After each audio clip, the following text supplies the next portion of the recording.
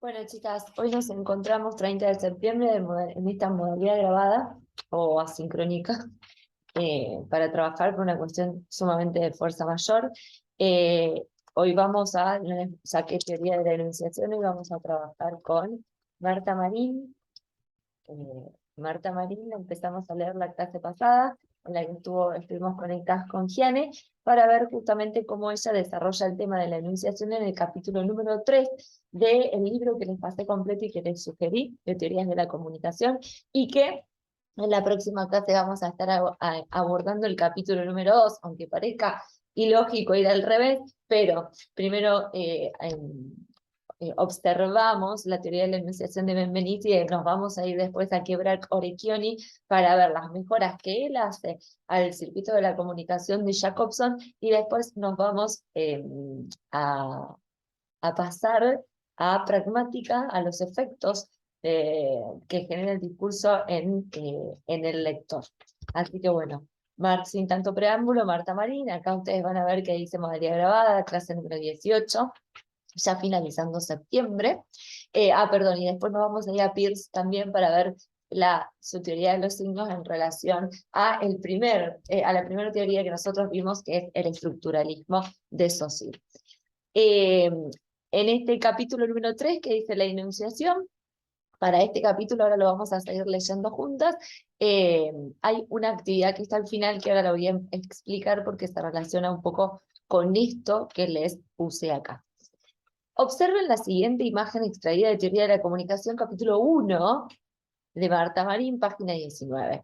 Textos. En este caso, hablamos de textos y no del discurso. Hablamos de texto, es decir, la producción que hace un autor en relación a un discurso que se va a poner en juego. ¿Cómo puedo abordar, según este cuadro de Marta Marín, el análisis de un texto? Bien, abordaje para el análisis de un texto. Teoría de la comunicación.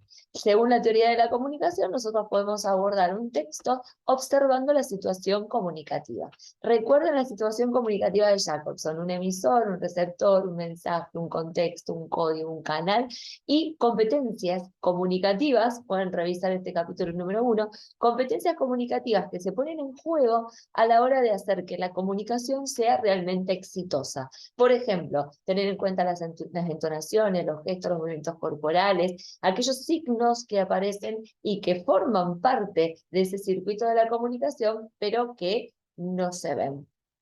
Un texto puede ser abordado también desde la teoría de la enunciación, es decir, que es lo que empezamos a hablar con Gian en la clase pasada.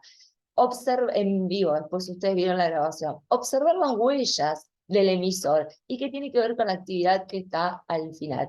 Poder determinar, y me voy acá así, no me olvido de ninguna, los índices de persona que aparecen en un texto que se convierte en discurso, los índices espaciotemporales, los tiempos verbales, que me faltó el ítems, que se están utilizando, que lo empezamos a trabajar, y que en teoría vimos los tiempos verbales en la narración, el uso del presente, el pretérito perfecto, el pretérito imperfecto, el pluscuamperfecto, el presente para los comentarios, los pretéritos para la narración ficcional, el futuro para las predicciones, si ustedes lo vamos ubicando en el tiempo, el presente histórico, que también está dentro de este capítulo número 3 de Marta Marín. Las cargas valorativas en el léxico seleccionado, que aparecen como expresión de la subjetividad, aquellas palabras o subjetivemas que el autor introduce de alguna manera para valorar aquello que está diciendo, muchas veces de manera muy explícita y muchas veces hay que identificarlas porque están utilizadas estratégicamente.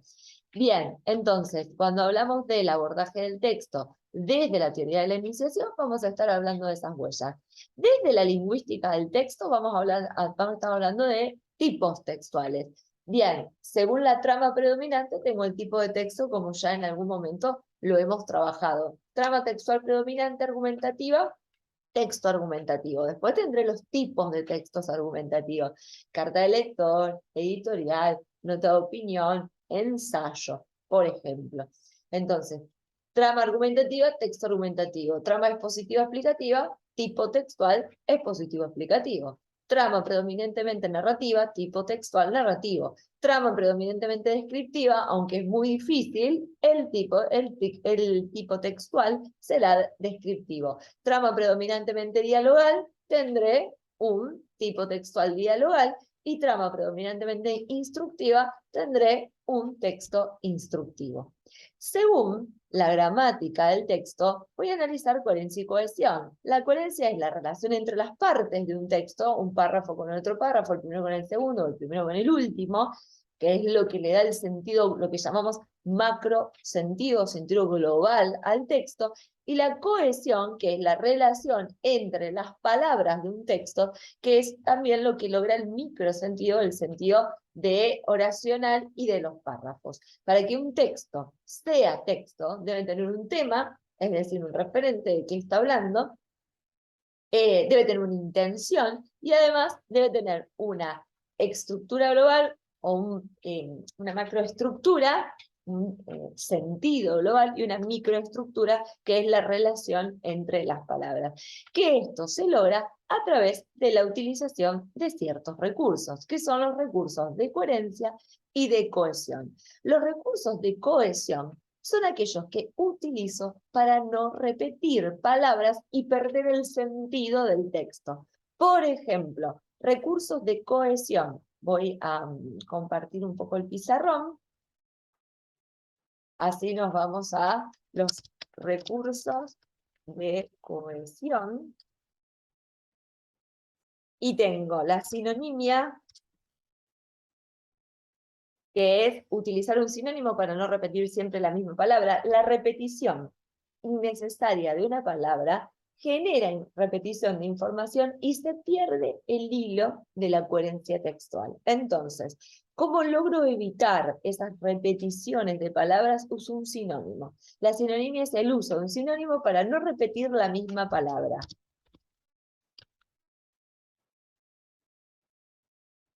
Después tengo la paráfrasis. Muchas veces una palabra no tiene sinónimo, entonces utilizo una frase que quiera decir lo mismo. Ejemplo, Cortázar, el escritor de Rayuelas. Entonces la frase, el escritor de Rayuela, refiere a Cortázar.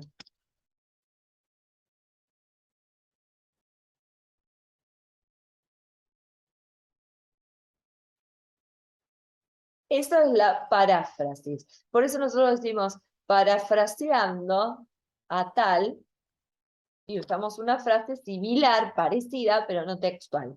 Otro recurso de cohesión es la elipsis, que ya la hemos hablado. Es eliminar la palabra que ya fue dicha. Elidir.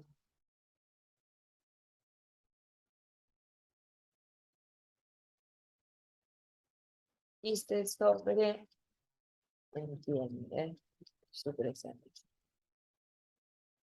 Juan y Pedro fueron al parque, jugaron a la pelota. Ya sabemos que son Juan y Pedro, no es necesario decir Juan y Pedro fueron al parque, Juan y Pedro jugaron a la pelota. Sinonimia, paráfrasis, elipsis, conectores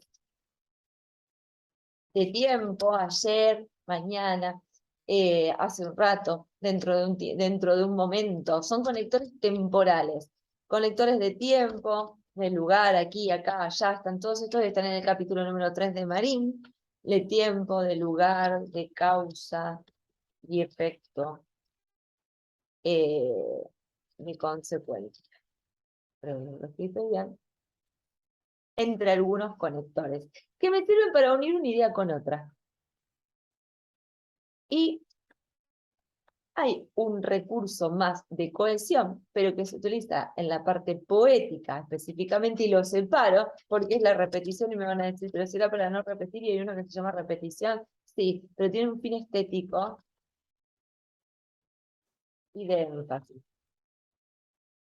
Por ejemplo, en los discursos políticos se suele repetir mucho una idea para grabar o fijar esa idea. Bueno, tiene una finalidad, la repetición, muy pero muy particular, y hay que estar bastante entrenado o tener práctica para que esta repetición no caiga en justamente lo que queremos evitar, que es repetir palabras innecesariamente.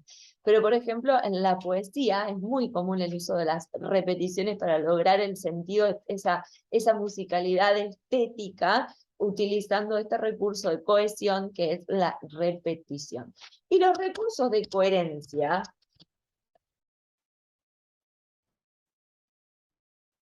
son aquellos en los que yo, una vez que tengo el texto global, puedo sintetizar, reducir, reescribir. Reducir en el sentido de resumir. Vamos a poner resumir, que es la palabra. Sintetizar o resumir y reescribir un nuevo texto. Saco la idea principal, puedo resumir las ideas secundarias y puedo reescribir un nuevo texto teniendo en cuenta cuál es ese sentido o el tema global de qué habla este texto. Si yo logro hacer estas 3 operaciones sin perder el sentido, estoy enfrente de un texto. Si de este texto yo no puedo descubrir de qué habla y no puedo ni sintetizar, no puedo resumir, no puedo identificar ideas principales y ideas secundarias, es porque el texto tiene un problema en su producción o en su construcción. Entonces, coherencia y cohesión. Relación entre las partes, relación entre las palabras, para lograr que exista un texto. Sin coherencia y cohesión no hay texto. Volvemos entonces a la clase. Entonces, desde la gramática textual, voy a observar coherencia, observa coherencia y cohesión. Desde la pragmática, el efecto que el mensaje produce en el receptor. Por ejemplo, ¿podría cerrar la ventana? El efecto buscado es que la persona no me responda sí o no, porque es una pregunta de acto de habla indirecto. Nosotros cuando llevamos a cabo un acto de habla, es decir, una acción que se realiza hablando, llevamos a cabo 3 tipos de actos. Comparto pizarra y lo explico.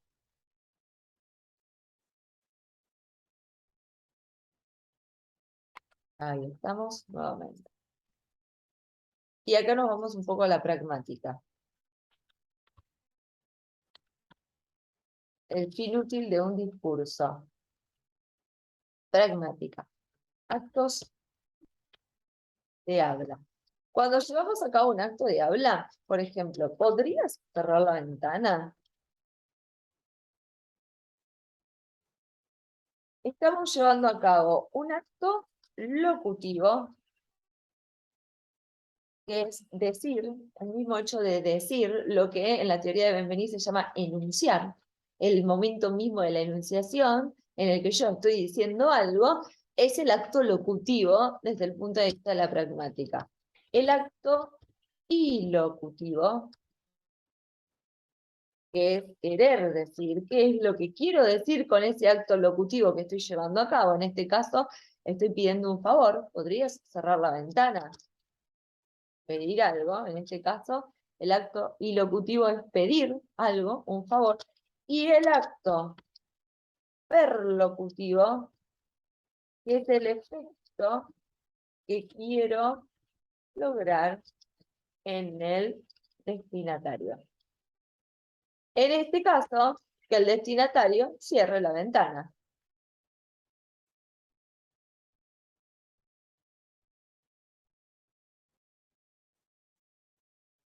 Perfecto. Ventana. Cuando el acto locutivo, ilocutivo y perlocutivo coinciden, lo que digo es lo mismo que quiero decir y el efecto que logro es el que dije y el que quería decir, es un acto de habla directo.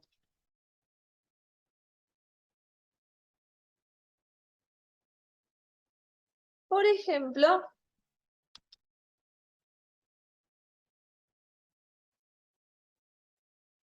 cerrar la ventana. Es una orden. Estoy diciendo cerrar la ventana, mi intención es una orden y que la persona cierre la ventana. Ahora, cuando lo que yo digo no coincide con lo que quiero decir y el efecto que quiero lograr, tengo un acto de habla indirecto. ¿podrías cerrar la ventana?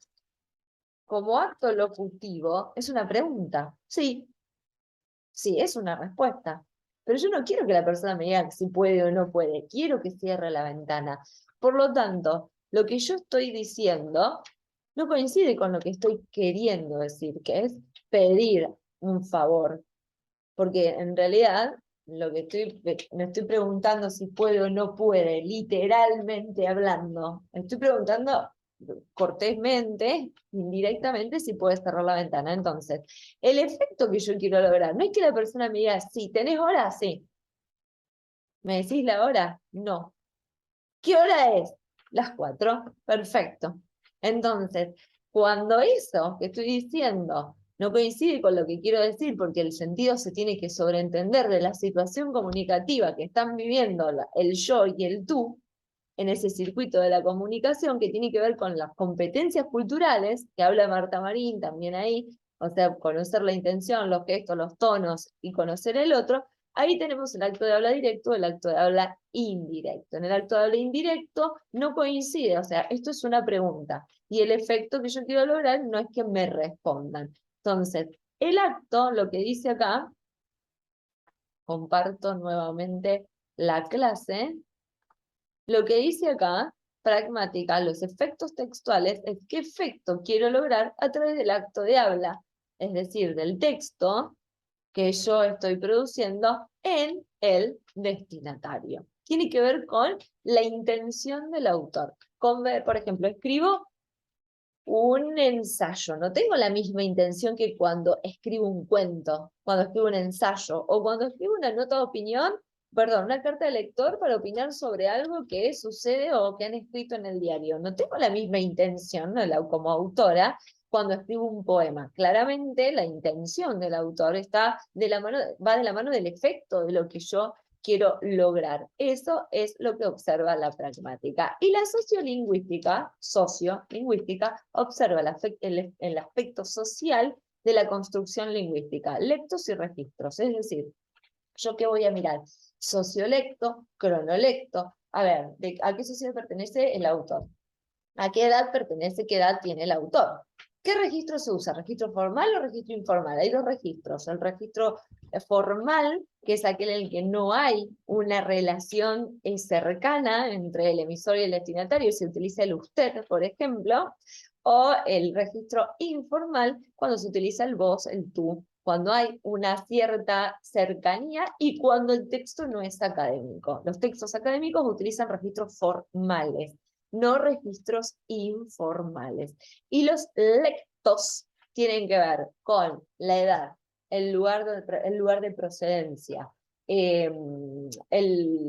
por ejemplo, el nivel de preparación o formación que tiene la persona. Entonces yo voy a ver, es un niño, es un adolescente, es un adulto, vive en una ciudad, vive en un campo. Ahí voy a observar el lecto. Por eso voy a tener sociolectos, cronolectos, bueno, que son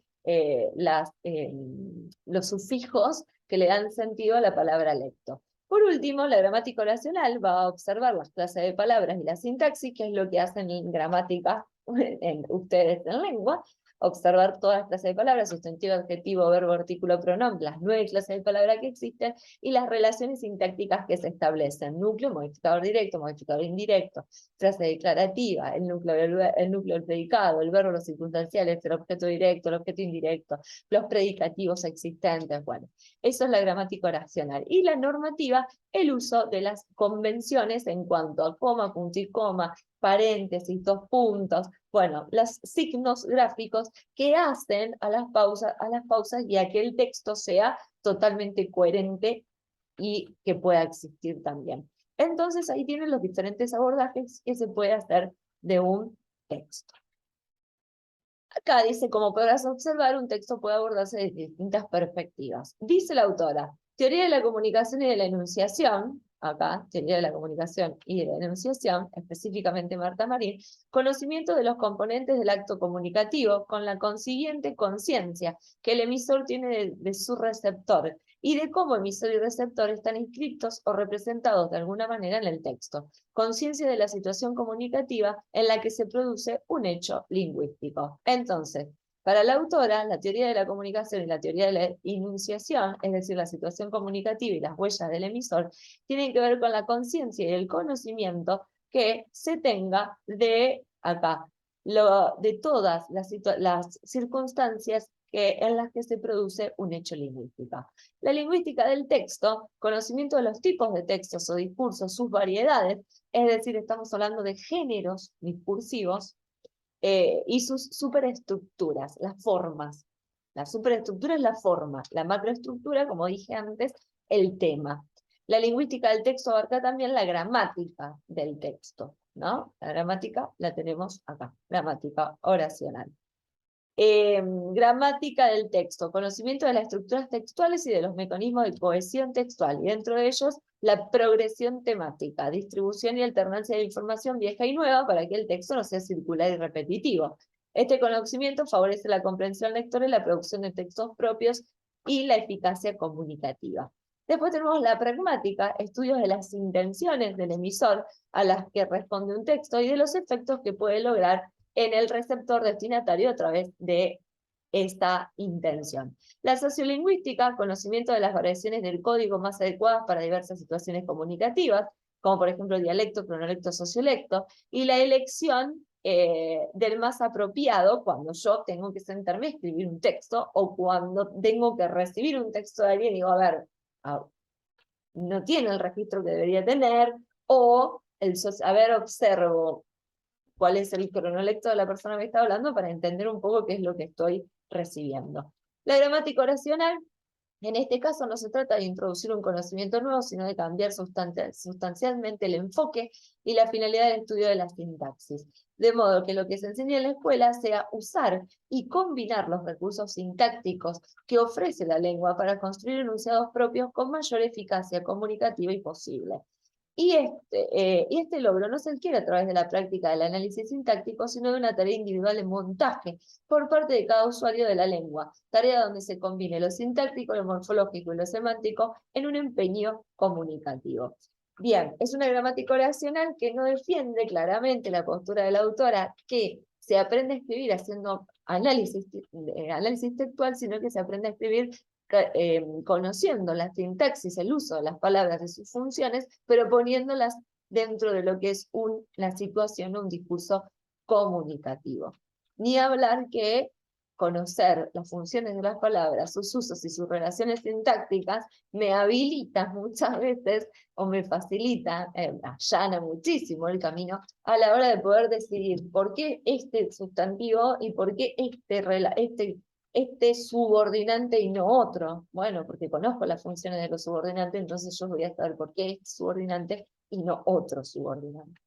Bien, acá tengo entonces los diferentes abordajes según Marta Marín, desde el cual se puede mirar un texto, una breve explicación de ella, yo se las amplío un poquito más, y una actividad que retoma la parte del capítulo número 3 que ya leímos la clase pasada. Índice de personas, ya lo leímos. Índice de espacios temporales, que también ya lo leímos. Los tiempos verbales, que también ya lo leímos. Y ahora esto que vamos a leer, que son las cargas valorativas. Nos faltaba leer esto, que ahora la vamos a leer. En la actividad, yo lo que les propongo es observar del diario de Ana Frank las 3 primeras entradas que hace la protagonista para reconocer a índice de personas, yo, tú o él, y todas las marcas de los participantes de la comunicación. Índices espaciotemporales, los tiempos verbales que utiliza y las cargas valorativas. Y B, en estas 3 primeras entradas, realizar un escrito breve en que comentes en el mismo fragmento, porque nosotros estamos leyendo 3 entradas, o sea que es un fragmento muy corto de Ana Frank, lo que se propone es que realicen ustedes un texto, un escrito muy breve, en el que ustedes comenten de ese fragmento que leyeron, cómo lo observan desde la teoría de la comunicación, es decir, cómo lo observan desde la situación comunicativa que se propone, desde las huellas del emisor, que analizaron en el punto anterior, desde el tipo textual, o sea, ¿Qué situación comunicativa se propone? ¿Qué huellas aparecen? ¿Qué tipo de texto es? ¿Cuáles son los recursos de coherencia y cohesión que aparecen y que le dan sentido, macroestructura, tema, a ese fragmento? ¿Qué efecto quiere lograr? ¿Qué lecto y registro es el que aparece? Y no le puse nada, y ahí le puse, y desde cómo son las oraciones que se construyen en cuanto a si son oraciones simples, coordinadas, o hay una gran cantidad de subordinadas, y en cuanto a qué signos, desde el punto de vista normativo, son los que predominan. Entonces la actividad consiste en observar el fragmento de una novela, El diario de Ana Frank, desde la teoría de la enunciación y desde ese esquema del abordaje de texto de Marta Marín. Y les comparto en pantalla cuáles son las entradas de Ana Frank. Se las voy a mandar al grupo que quiero que veamos. Entrada de Ana Frank. Ana Frank, 12 de junio de 1942. Acá ustedes tienen el diario de Ana Frank. Acá comienza. Domingo 14 de julio de 1942. Primera entrada. Primera escritura, intervención de ella en el diario.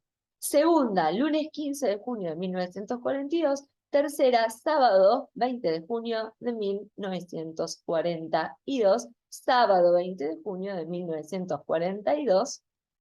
Y acá, donde firma Ana, termina. Esas son las primeras 3 intervenciones que quiero que observen. Miren la particularidad. El viernes desperté ya a las 6.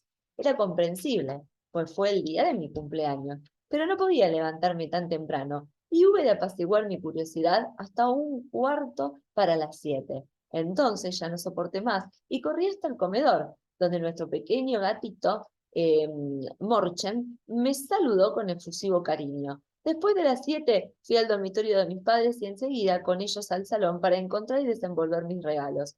A ti, mi diario, te vi en primer lugar.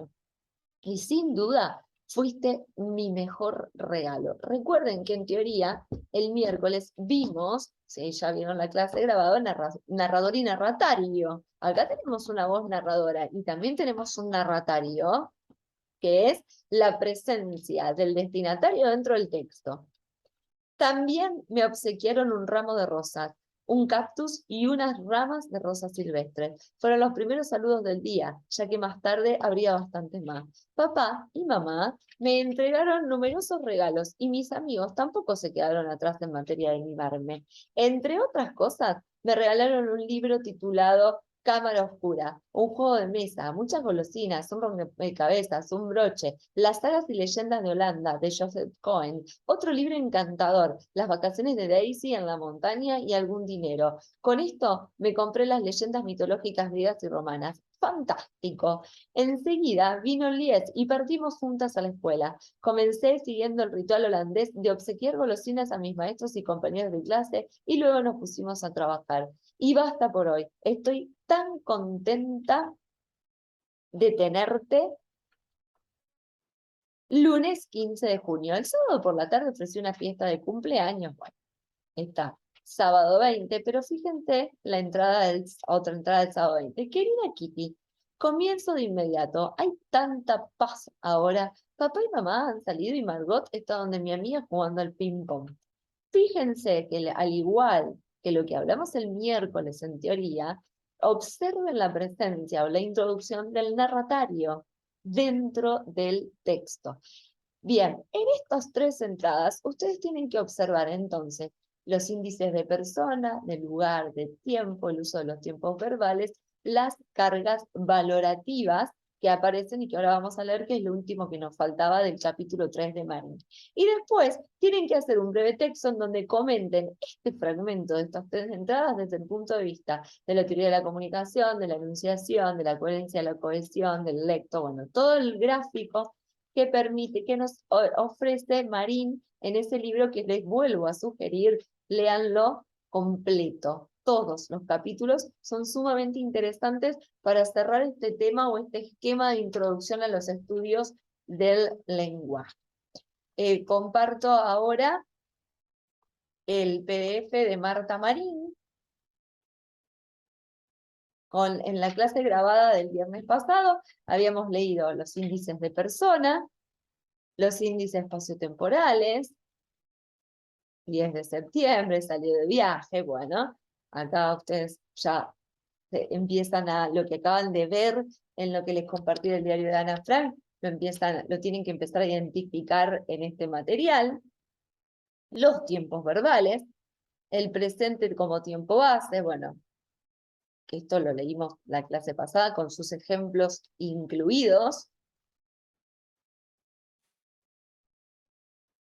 Acá el tiempo eje, el tiempo de la retrospección y el tiempo de la anticipación.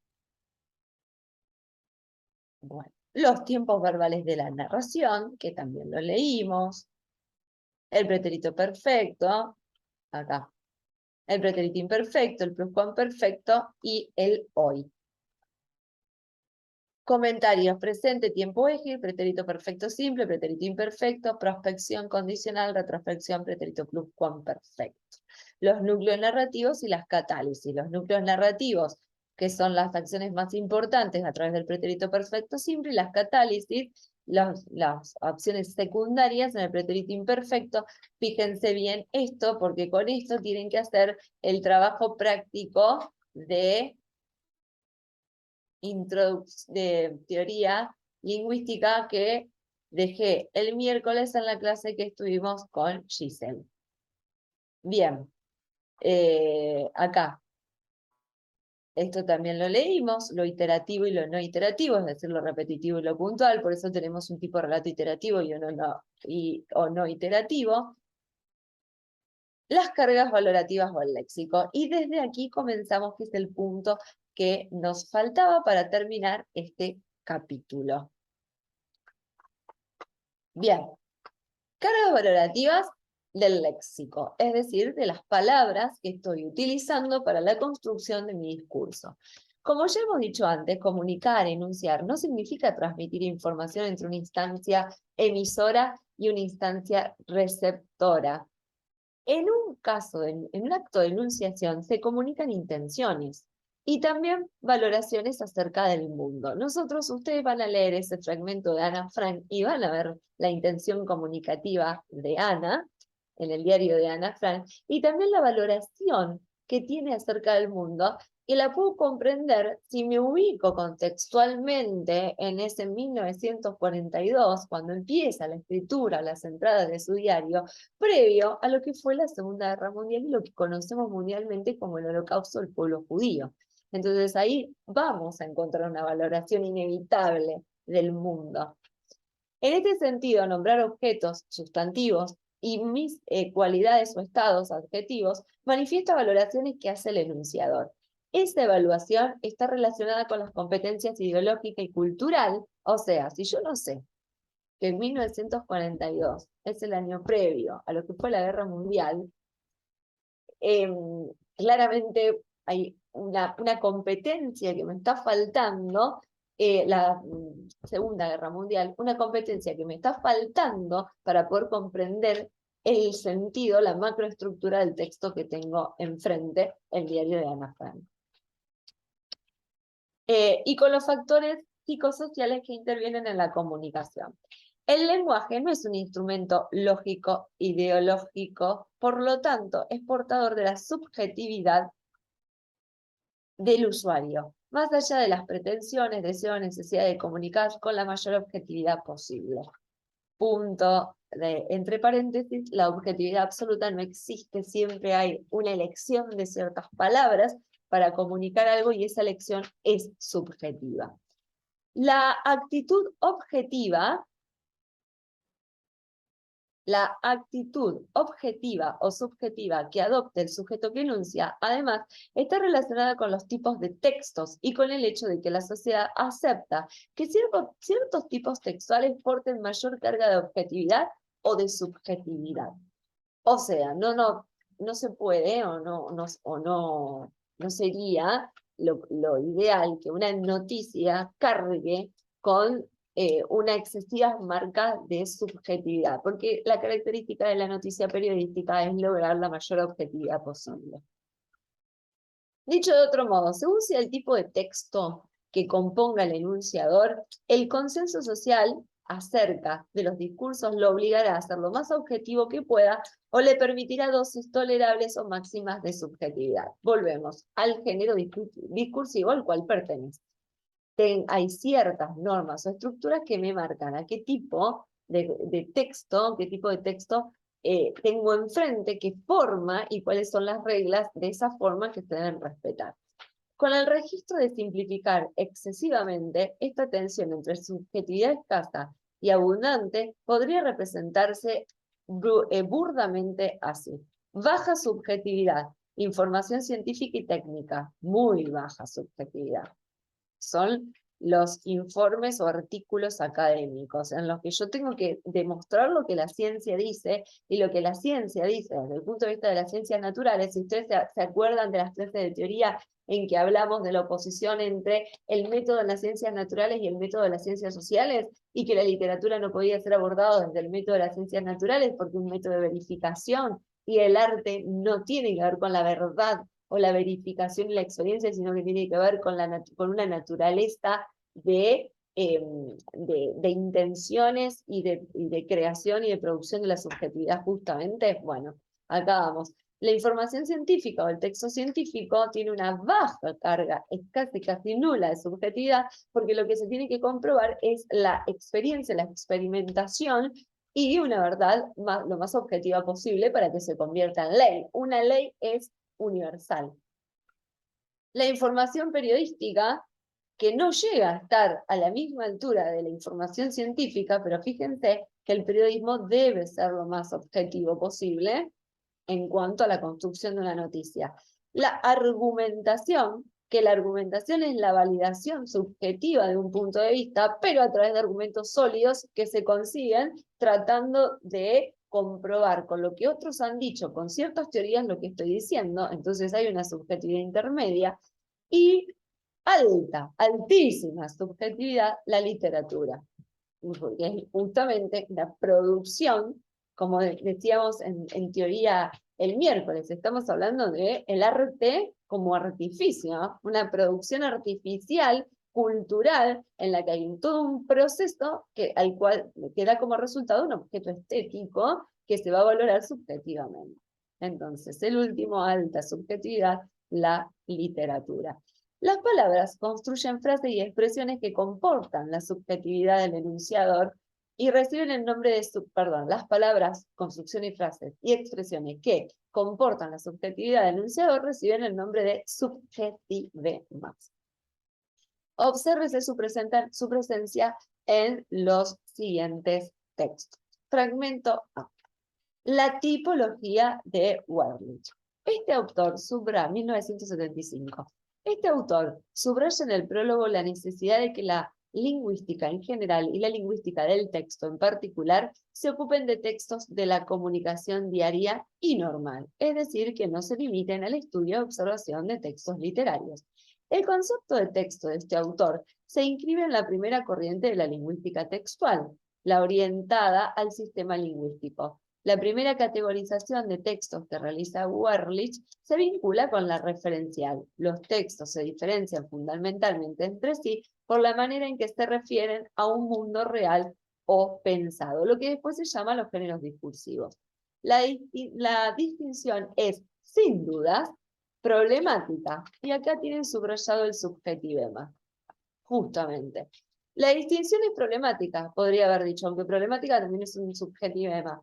Pero dice, sin duda, ahí hay una postura del autor. Sin duda alguna, esto es así. Ahí el autor pone su marca. Ya que la frontera entre ficción y no ficción es difícil de delimitar en textos concretos. Volvemos a lo que es la literatura. Wernicke traza esta frontera distinguiendo entre la referencia a una situación común hablante y oyente, que es única, texto no ficcional, y la referencia a una situación creada y autónoma, a la que puede retornarse una y otra vez, por ejemplo, una novela. Lo más valioso, y acá tenemos otra intervención subjetiva, lo más valioso de su propuesta, porque acá remarca, a ver, de Wernicke, miren esto, eso es subjetivo. radica en la clasificación de tipos textuales sobre la base de características semántico-sintácticas. Bueno, esto está saltado de Ciapuccio, tipos textuales, Buenos Aires, Oficina de Publicaciones, 1994. En el primer párrafo del fragmento A, el enunciador ha tratado de borrar toda huella de su subjetividad, es decir, de su presencia. En el segundo, ya en el tercer párrafo, el enunciador emite claramente juicios de valor y se asume conscientemente como emitiéndolos. Es problemática, que es lo que le dije ya, acá, problemática, lo más valioso, que está subrayada acá. Fragmento B. La prensa resaltó en la sala de operaciones cuando Christian Bernard, perdón, la prensa entró en la sala de operaciones, cuando Christian Bernard conmovió al mundo hace casi 3 décadas con el primer trasplante cardíaco humano. Desde entonces, de un modo creciente, la medicina ha pasado a ser parte del espectáculo. No pasa hoy un día sin que veamos a médicos brindando explicaciones opinando sobre un extraño o complejo caso clínico bajo los brillantes reflejos de los noticieros de televisión. Hasta que los medios que invadieron casi todos los mundos de la vida moderna advirtieron el gran interés de los consumidores por los temas médicos e interrumpieron en el ámbito de la medicina, los actos médicos habían sido preservados a la curiosidad pública, honrando las sabias prescripciones del tradicional juramento hipocrático. La relación médico-paciente se mantuvo hasta ese momento en la órbita de la privacidad, así como los foros médicos, hospitalarios o académicos eran respetados como el ámbito natural y exclusivo para el debate de las experiencias clínicas, la confrontación entre diferentes criterios terapéuticos o la búsqueda de consenso entre los pares por nuevas propuestas. La difusión periodística de informaciones vinculadas a la medicina, con la pretensión de satisfacer la curiosidad del público, fue creciendo en los últimos años y abarca hoy un desmesurado espacio, una investigación sobre la magnitud de este fenómeno.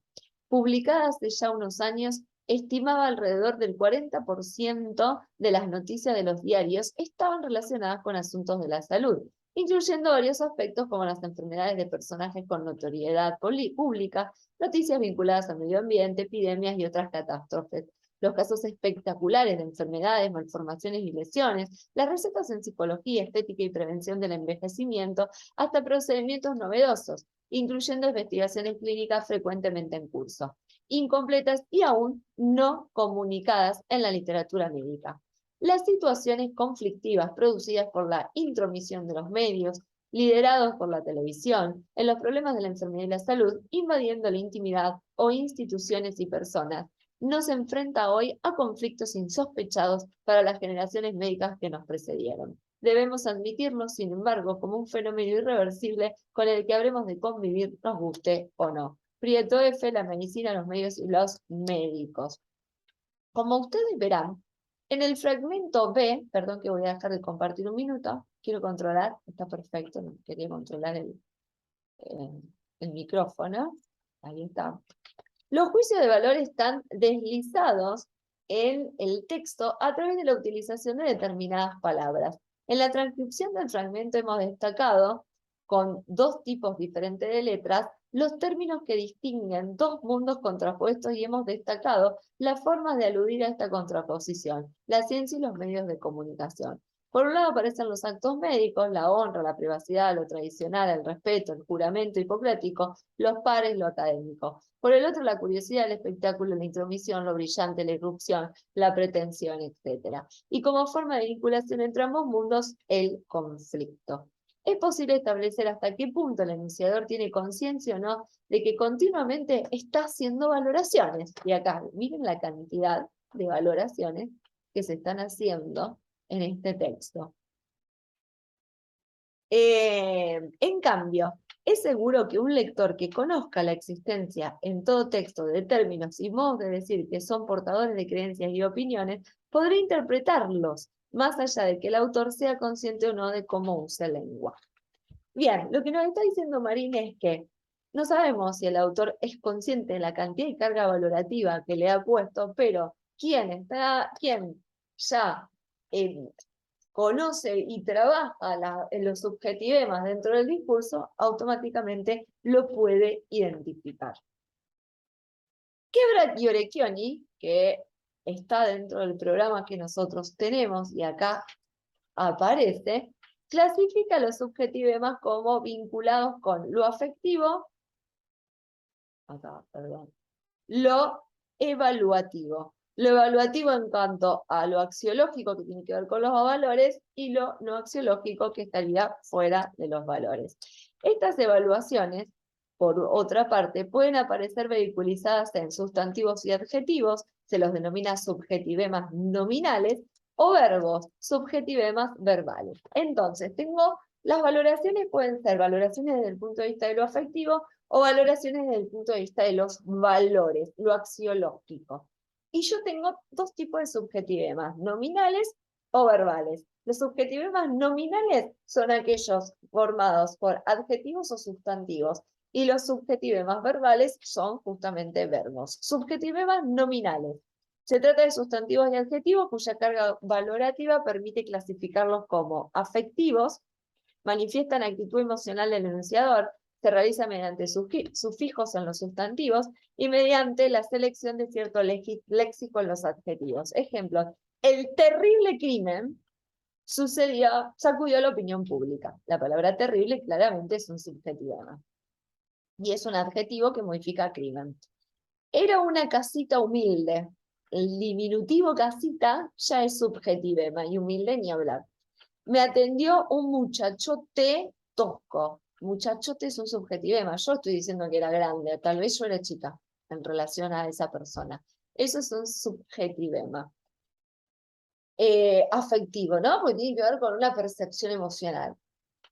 Evaluativos no axiológicos. El objeto designado está evaluado según características cuantitativas, es decir, de cantidad, sin juicio de valor. Pero, aunque el tamaño no sea axiológico, esto es relativo. El tamaño en realidad siempre es argumentativo, porque es posible encadenarlo con alguna argumentación explícita o implícita. Ejemplo, el enorme edificio de la avenida Alem debe ser demolido. Bien, enorme. Sí, es grande, cuantitativamente grande. Es una pena, valoración positiva de enorme. Era hora de que eso ocurriera, valoración negativa de enorme. Evaluativos axiológicos. Se aplica al objeto de un juicio de valor, ya sea por la adjetivación empleada o por el sustantivo que se elige para nombrarlo. Las ambiciones políticas del siglo XX son intolerables. Ahí tenemos una carga valorativa en cuanto a lo axiológico. Subjetivemas verbales. Lo importante es que quede claro que podemos introducir cargas valorativas con sustantivos como muchachote, con adjetivos como intolerables, o con verbos. Algunos verbos sirven para evaluar la acción que nombran y al sujeto que la ejecuta. Por ejemplo, María aporreó el piano toda la tarde. Aporrear no es tocar. García es un jefe que ladra a los empleados, o sea, estoy valorativamente usando un perro, es un perro prácticamente. O sea, estoy diciendo que trata a los empleados, es un perro que muerde. Bueno, es muy claro el ejemplo, no sé para qué lo amplío. Siempre anda lloriqueando, que eso tiene una gran carga valorativa negativa, por los rincones, para referirse a alguien. Pero los verbos en los que más frecuentemente se muestra la subjetividad del hablante son los que se usan para anunciar que se van a repetir las palabras de otra persona, es decir, los verbos que introducen el discurso, la cita indirecta, que lo vimos en la clase de teoría del miércoles. Por ejemplo, Juan dijo que anoche durmió mal. No estudié, confesó al fin María. Juan gritó desde la ventana. Estos verbos tienen una gran carga valorativa, ¿no? Es lo que yo estoy interpretando que dijo, que confesó y que gritó. A estos verbos se los denomina de diversas maneras: verbos del decir, verbos introductorios, verbos declarativos. Su carga valorativa es tan fuerte que incluso en los manuales de estilo de algunos diarios se advierte sobre su uso para que los periodistas sean conscientes de cómo se califica lo que se dice, de lo que dice otra persona, según el verbo introductorio que se use. Por ejemplo, Juan gritó desde la ventana. Y Juan puede decir que él no gritó, que él habló un poco más fuerte de lo normal, pero que no gritó. Entonces ahí tenemos una discusión valorativa o interpretativa. En efecto, pocos de estos verbos son neutros, salvo decir, este es el más neutro, dijo, de alguna manera dijo, y muchos de ellos implican una toma de posición del hablante acerca del valor de verdad que hay en las palabras o en la actitud de la otra persona, como es el caso de confesar, admitir, reconocer, pretender, revelar, podemos discutirlo eso. Un juicio acerca de la fuerza con la que se dice, está afirmando, está aconsejando, está pidiendo, está rogando, bueno, es lo que yo interpreto. Una descripción del modo en que se dice algo, está explicando, está aclarando, bueno, yo interpreto que explica, interpreto que aclara, interpreto que cuenta, interpreto que repite, interpreto que expone, interpreto que argumenta. Una especificación de la realización fonética, gritar, proferir o susurrar. El hecho de usar uno u otro verbo introductorio está relacionado con la pragmática. Vuelvo, acá esta palabra sumamente importante para nosotros, es decir, con los efectos argumentativos que se quieran crear. El efecto útil, ¿no? De lo que estoy utilizando. Acá nos acercamos de la teoría de la enunciación a la pragmática. Su reconocimiento, además, por parte del oyente o del lector, permite que el texto que se lee sea interpretado más ajustadamente. Sin embargo, en muchas ocasiones la presencia de diferentes verbos del decir en un texto periodístico, verbos del decir, no vamos, a ver, recordemos que hace un ratito en el pizarrón les escribí lo que eran los actos de habla, ¿no? Tienen que ver con el decir. De un texto periodístico obedece solamente a la necesidad de no reiterar excesivamente el verbo decir. Dijo, dijo, dijo, bueno, tengo que dijo, exclamó, bueno. Por eso esta importancia de tener en cuenta las cargas valorativas que tienen estos verbos del decir. Como en este ejemplo, observemos. El científico norteamericano Robert Watson, que comandó la expedición, reveló que tras 17 meses de investigaciones, Watson añadió que el daño al ozono del hemisferio norte. Tras la ardua y paciente tarea, Watson reveló, y acá lo vuelvo a usar, que otra de las conclusiones, Watson culpó definitivamente a ciertos gases, son interpretaciones y valoraciones de lo que yo considero el discurso de Watson, que reveló, que añadió, que culpó, constató. De todas formas, precisó la mayor pérdida de ozono. Es allí, dijo, donde hemos encontrado, razonó Steven Watson. Esto está sacado de una nota de Clarín muy vieja del año 88, pero que claramente se ven todos los verbos del decir y los subjetivemas puestos en este discurso. Bien, por lo tanto, volvemos al título, acabamos de ver aquí lo que se llaman las cargas valorativas en el uso de las palabras dentro del discurso, que es lo que tienen que observar en ese fragmento del diario de Ana Frank, y que es la polifonía. El sujeto que toma la palabra para producir un enunciado no se limita a mostrar su propia voz, su propio discurso, sus enunciados. También pone en escena las voces de otros. Esa presencia de distintos locutores en un mismo texto recibe el nombre de polifonía, muchas y fone sonido. Esto es frecuente en el discurso cotidiano. Me dijo que lo esperara, que estaba retrasado, y nos vamos a lo que vimos el miércoles en teoría. El estilo directo o el discurso referido, estilo indirecto, y cómo se introduce la voz del personaje dentro de la narración. Pero en teoría también nosotros vimos cómo se introducen los pensamientos de los personajes en una narración, y por eso vimos el flujo de conciencia, el monólogo interior y el estilo indirecto referido. Bueno, el estilo indirecto libre, perdón. Acá tenemos estilo indirecto, me dijo que no lo esperaba, que estaba retrasado, yo reproduzco lo que otro dice. En el texto del ejemplo se puede observar que aparecen dos voces enunciando. La que enuncia todo el texto y la que solo ha dicho no me esperes, estoy retrasado. Lo mismo puede verse más claramente aún en este otro caso. Estoy por terminar el trabajo, me dijo Juan.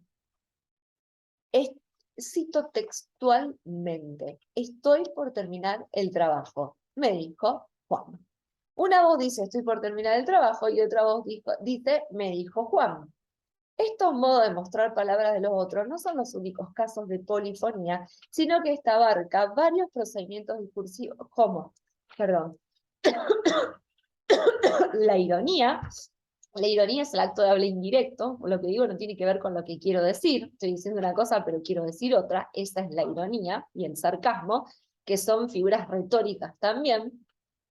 El discurso referido, los dos elementos anteriores, cuando yo introduzco la palabra de otro, refiero a una paráfrasis, parafraseando a. Las citas, estilo directo, cuando pongo textualmente lo que el otro dijo, el uso de comillas que aparece para citar. A cada uno de ellos dedicaremos un apartado. Y acá empieza lo que es la ironía. Un minuto.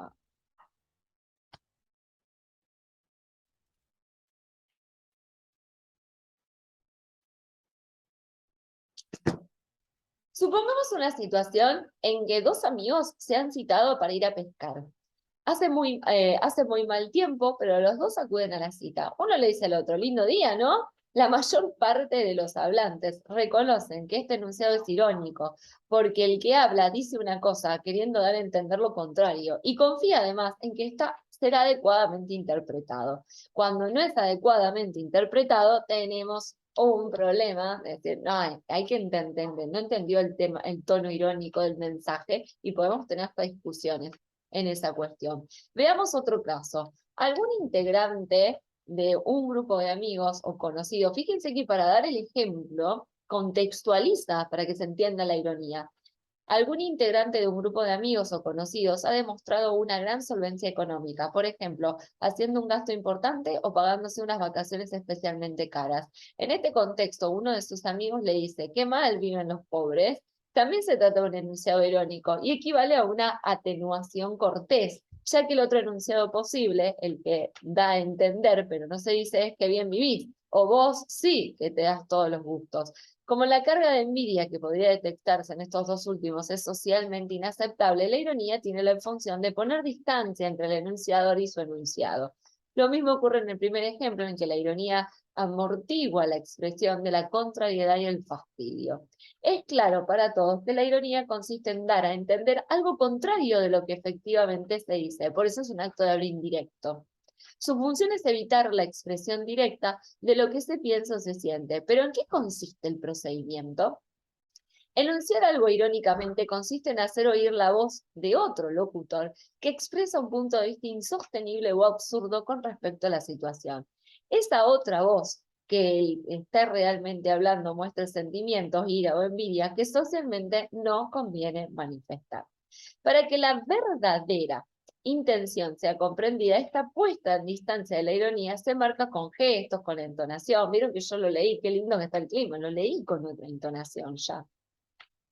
Cuando se trata de una comunicación oral. En cambio, cuando la comunicación es escrita, es necesario valerse de signos de exclamación, puntos suspensivos, comillas, aclaraciones entre paréntesis, dicho irónicamente, por ejemplo, pero para que se entienda, pero, salvo en este último caso, siempre en los textos escritos se corre el riesgo de que no se comprenda claramente la ironía o el tono. La ironía es primordialmente ambigua y sutil. Obsérvese que los dos ejemplos que consignamos antes han necesitado una explicación del contexto en que se producen los enunciados para que se comprenda su orientación irónica. Por esa razón, cuando este tipo de enunciados son interpretados literalmente, se producen malos entendidos en la comunicación. En general, en la oralidad es necesario que haya algún conocimiento compartido entre los interlocutores para que la ironía sea interpretada. Lo mismo ocurre cuando se trata de textos escritos. Si el lector, con falta de conocimiento, no puede deshacer la ambigüedad que hay en ese tono o en esa expresión irónica, o bien si el texto no da las claves suficientes para que eso ocurra, es altamente probable, altamente, es un subjetivema, acá lo dice, probable que ese enunciado irónico sea interpretado literalmente, con lo cual se pierde una interesante dimensión humorística del texto y de la posición del autor. Bien, el discurso referido, que sería la cita, el discurso referido sería la cita en estilo indirecto. Con este término se designa varios casos de polifonía, es decir, situaciones en que un enunciador hace hablar a otro dentro del texto o discurso propio. Ya no se trata de hacerlo en forma ambigua, como el caso de la ironía, sino mostrando explícitamente que se introducen las palabras de otro. Para esto tenemos el discurso directo, el discurso indirecto, el discurso indirecto libre, que no lo voy a explicar y a explayar porque ya lo vimos en teoría, ¿no? La introducción de las palabras textuales, la introducción de una explicación de lo que otro ha dicho, y el discurso indirecto libre, que es la introducción del pensamiento del otro dentro de mi discurso, pero mezclado dentro de mis propias palabras. Y acá están los ejemplos, ¿no? Simplemente vamos a releer este. Es un discurso referido en el que no hay marcas claras para distinguir cuál es la voz del narrador y cuál es la voz del otro en el que aparece. Por ejemplo, en el fragmento que sigue, la primera voz que aparece es el de un enfermo. En medio de ella aparece un discurso indirecto que narra su diálogo con una enfermera, luego aparecen las voces del médico que habla con el padre del enfermo. Es el caso más concreto puede aparecer en Pedro Páramo de las veces que lo hemos mencionado, y esto debe pertenecer, si no me equivoco, a Julio Cortázar, me va a decir Gabriel García Márquez, Julio Cortázar. El boom de la literatura latinoamericana, el realismo mágico, utiliza mucho este discurso indirecto, como lo explicamos en la clase del miércoles en teoría. Y la intertextualidad, que es introducir otro texto dentro de mi propio texto.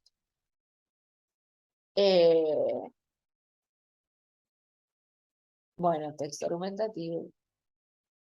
Bueno, cita de autoridad, cita defensiva, los tipos de cita que tengo, cita ejemplar.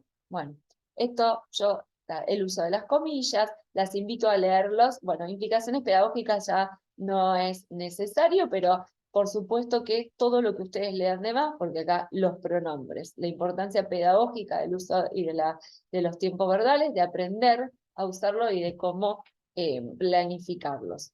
Bien. Las invito, por supuesto, a terminar el capítulo, ustedes, para que no sea tan leído, y acá tienen un poco de práctica, pero antes de hacer este poco de práctica, yo les propongo esta práctica, y la vamos a ver nuevamente.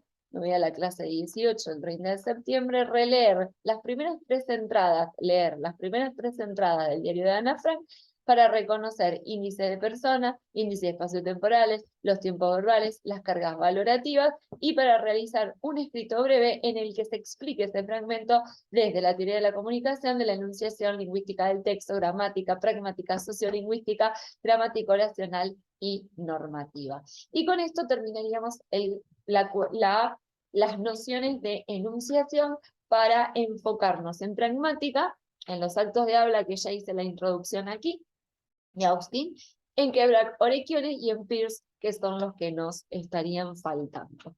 Entonces, hicimos un recorrido que empezó por Saussure, empezó por Saussure en el signo lingüístico, que pasó por Jacobson en las funciones del lenguaje y el sistema comunicativo, que se fue a Benveniste en la enunciación, que se va a quebrar Orecchioni en la ampliación de ese circuito de la comunicación de Jacobson, que se va a ir a pragmática, como ya lo hice en la introducción hoy, y que va a terminar en Peirce, que retoma el signo lingüístico de Saussure.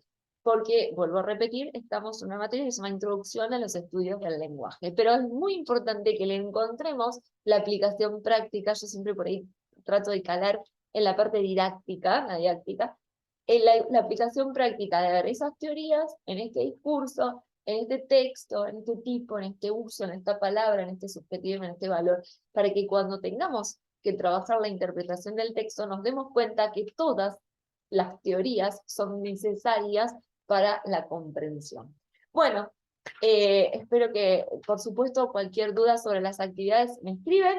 Espero que esta grabación así haya sido útil para cerrar este capítulo. Vuelvo a repetir, por favor, el libro de Marta Marín es muy interesante, todos los capítulos. La clase que viene vamos a leer el 2, que nos vamos a ir al anterior, y así vamos a seguir avanzando. Que tengan un excelente fin de semana y, por supuesto, espero sus consultas para las actividades. Nos vemos.